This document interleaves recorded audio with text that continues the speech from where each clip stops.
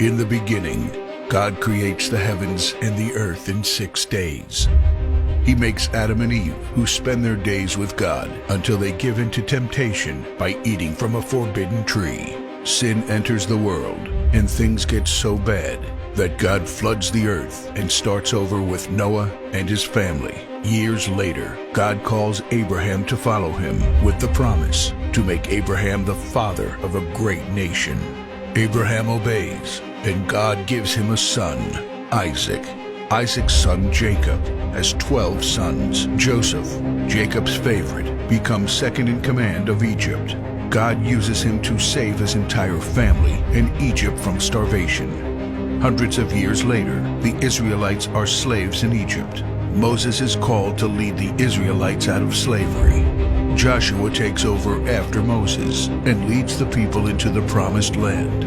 After Joshua, God raises up judges, temporary military leaders like Deborah, Gideon, and Samson, who protect and fight for God's people. The people tire of this leadership, and they call for a king. God gives Israel King Saul, King David, and then King Solomon. But it's all downhill from here. The people rebel. The kingdom of Israel is divided, and everyone turns their back on God. Prophets like Elijah, Isaiah, Micah, and Jeremiah warn that if people don't repent of their sins, there will be consequences. But the people ignore their warnings. The divided kingdoms are conquered, and God's people face captivity in foreign lands. People like Daniel show great courage and stand up for God when no one else does. Some of the exiled people return to the promised land, but for 400 years, God is silent. No prophets, no miracles, and no angel visitations.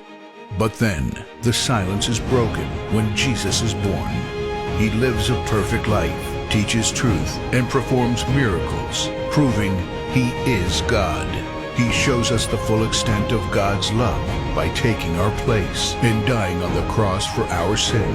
He is placed in a grave, but 3 days later, Jesus rises again, conquering sin and death. His followers travel the world, sharing the good news of His love and starting churches. We now are part of this story, and we have the chance to change the world and share His love, because one day He will crack open the sky and He will return. It's the greatest story ever told.